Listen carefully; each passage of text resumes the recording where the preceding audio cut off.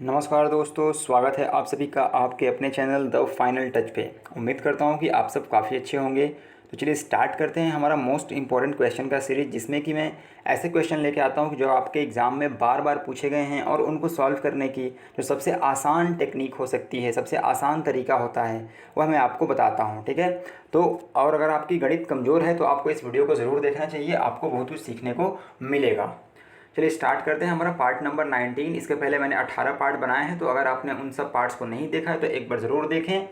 और अगर आप चैनल पर नए हैं तो चैनल को सब्सक्राइब ज़रूर कर लीजिएगा और बेल आइकन को भी प्रेस कर दीजिएगा ताकि कोई भी नोटिफिकेशन मिस ना हो। चलिए पहला क्वेश्चन हम देखते हैं। इसमें आपका ट्रिग्नोमेट्री का सवाल है। बोला है sine theta upon 1 + cos theta plus 1 + cos theta upon sine theta, इसका मान पूछ रहा है। कैसे इसको सॉल्व करेंगे?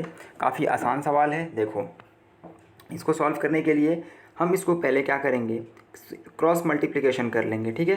तो साइन स्क्वायर थीटा हो जाएगा। जब साइन का यहाँ मल्टीप्लिकेशन करोगे, sine theta into sine theta, sine square theta, ठीक है, प्लस 1 + कॉस थीटा का whole square upon 1 + cos theta into sine theta.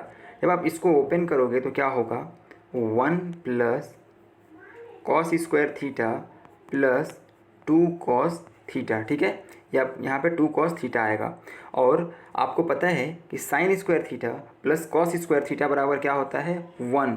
तो यहाँ मैं लिख देता हूँ sign square theta plus cos square theta plus यहाँ पे 1 है प्लस 2 कॉस थीटा अपॉन में है 1 + cos theta into sine theta.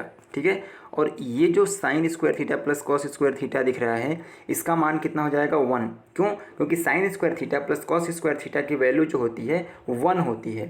तो 1 और ये वाला 1 मिलकर कितना हो जाएगा, 2।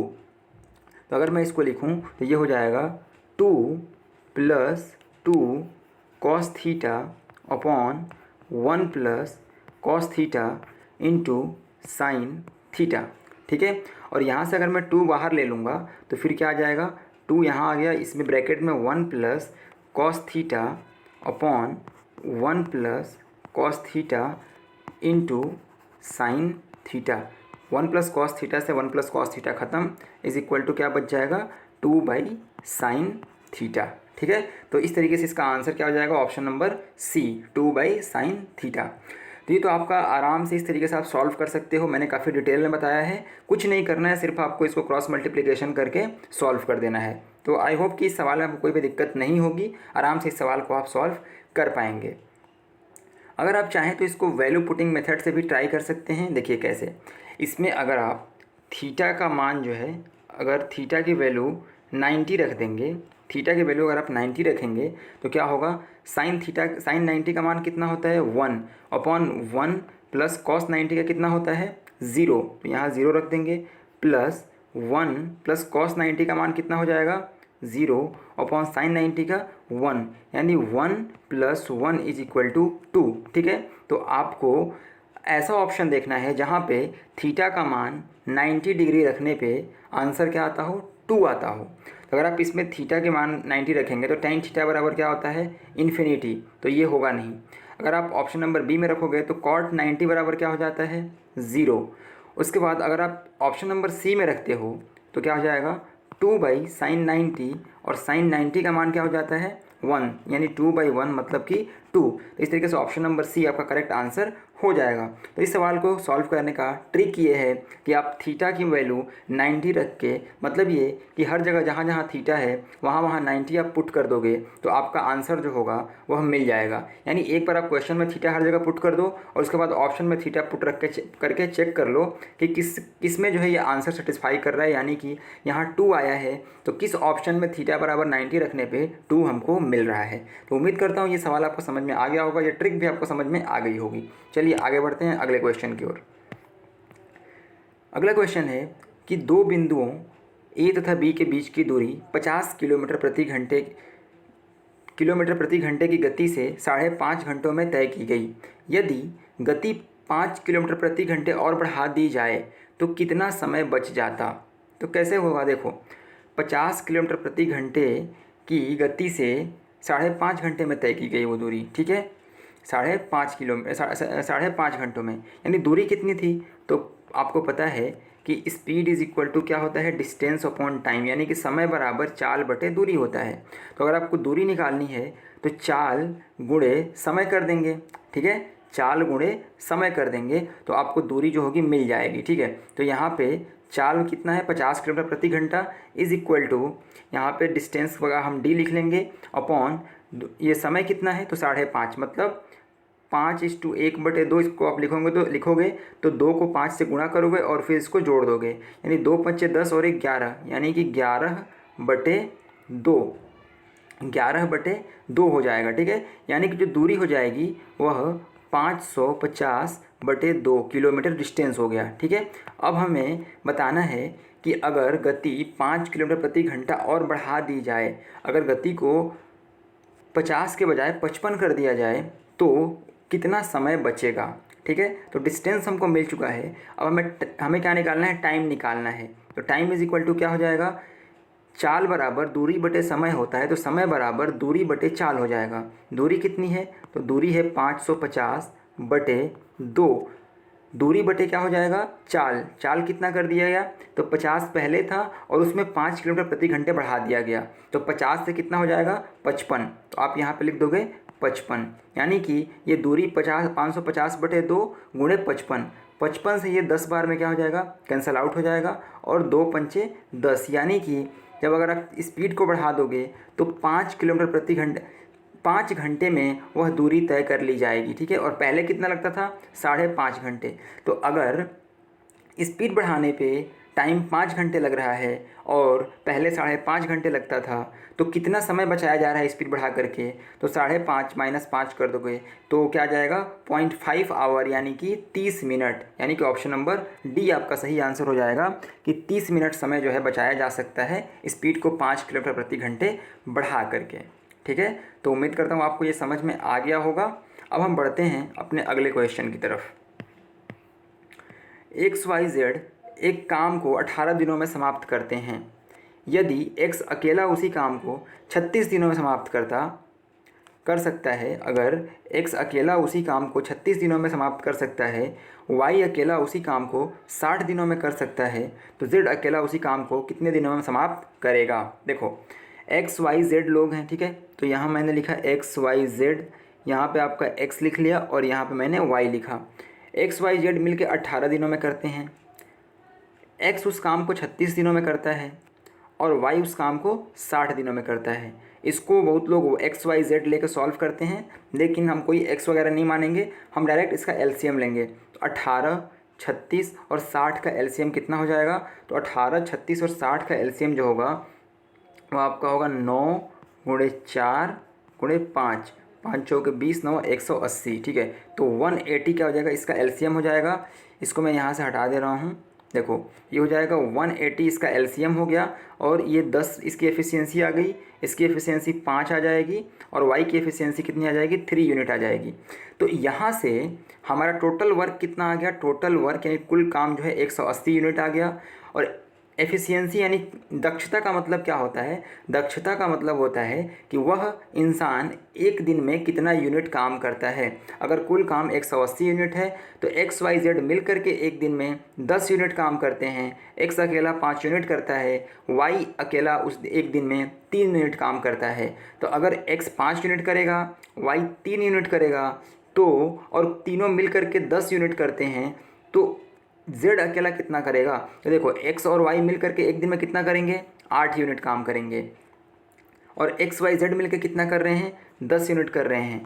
तो XYZ में से XY की दक्षता घटा देंगे तो कितनी आ जाएगी, 2 यूनिट, यानी कि सिर्फ Z अकेला जो है एक दिन में 2 यूनिट काम करेगा।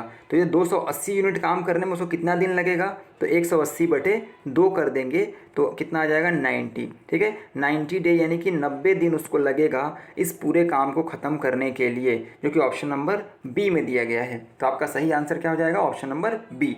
तो काफ़ी आसान तरीके से हमने बिना किसी XY को माने बहुत आराम से क्वेश्चन को सॉल्व कर लिया। आई होप आपको समझ में आया होगा। अगर कहीं भी डाउट हो तो आप कमेंट में मुझसे पूछ सकते हैं। चलिए अगला क्वेश्चन देखते हैं।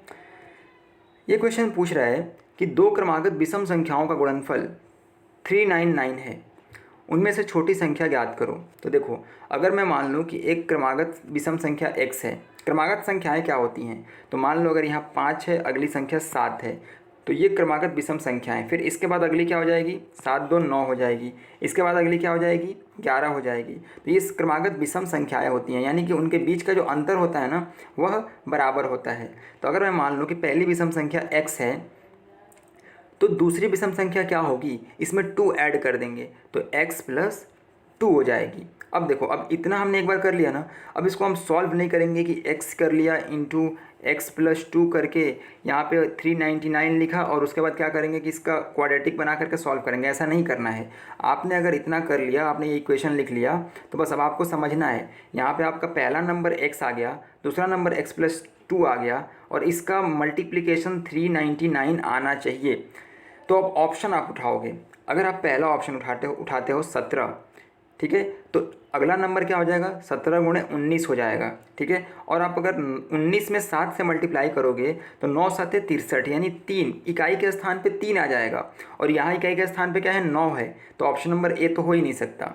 अगर हम बी की जगह पे 19 रख दें तो 19, यानी ऑप्शन नंबर बी अगर हम लें और एक्स की जगह पे 19 रख दें, तो एक्स की जगह पे अगर 19 रखा तो x + 2 बराबर क्या हो जाएगा, 19 2 21, ठीक है। और अब अगर आप इसको मल्टीप्लाई करोगे तो कितना आएगा, 19 से कम 19 का 9 हासिल 1, ठीक है। और 19 दूनी 38 और एक कितना आ जाएगा, 39, ठीक है। यानी 399 आपको मिल गया। ऑप्शन नंबर बी आपका करेक्ट आंसर हो जाएगा। तो ऐसे सवालों को ऑप्शन उठा कर के ही करते हैं, जल्दी हो जाता है, समय आपका बचता है और ज़्यादा कैलकुलेशन नहीं करना पड़ता है। बाकी अब अगर आप चेक करोगे तो आपको लास्ट में 9 मिलेगा नहीं, क्यों, क्योंकि यहाँ करोगे तो 21 हो जाएगा, अगला नंबर 23 हो जाएगा और 1 × 3 कितना हो जाएगा, 3 यूनिट होगा, तो ये भी खत्म हो गया।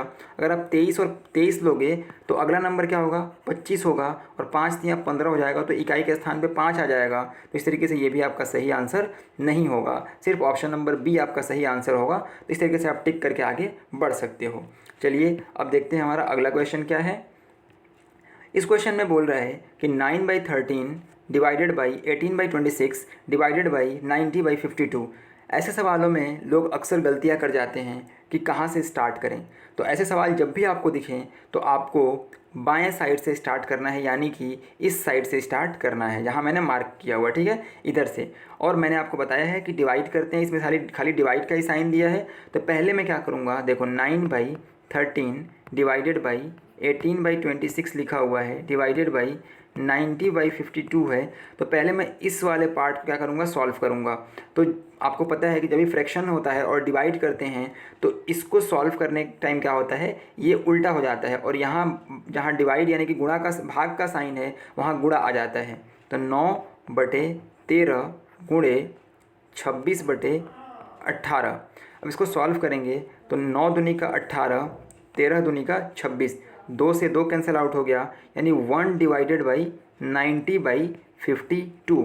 और फिर इसको सॉल्व करेंगे तो आ जाएगा 52/90। और फिर आप इसको 2 से डिवाइड कर दो तो 2 26वें 52 और 2 45वें, यानी कि 26/45 इसका करेक्ट आंसर होगा, क्योंकि ऑप्शन नंबर सी में दिया गया है। तो ऐसे सवाल जब भी दिखेंगे इसको हम बाएं साइड से स्टार्ट करेंगे और सॉल्व करते हुए जाएंगे। और बाकी आपको ये नियम समझ में आ गया होगा कि जब भी भागा का साइन हो तो वहाँ 18/26 है तो 26/18 हो जाएगा। इस तरीके से आराम से इस क्वेश्चन को आप सॉल्व कर सकते हो। बढ़ते हैं अगले क्वेश्चन की ओर। सॉरी, ये हमारा लास्ट क्वेश्चन था। तो उम्मीद करता हूँ कि आपको ये समझ में आया होंगे सारे सवाल। अगर आपको वीडियो अच्छा लगा हो तो लाइक ज़रूर कर देना और आपके कोई भी डाउट हो तो कमेंट सेक्शन में ज़रूर पूछना, मैं आपके हर एक क्वेरी का रिप्लाई करूंगा। और चैनल पर नए हो तो सब्सक्राइब ज़रूर करना। मिलेंगे अगले वीडियो में, तब तक पढ़ते रहें, आगे बढ़ते रहें। जय हिंद।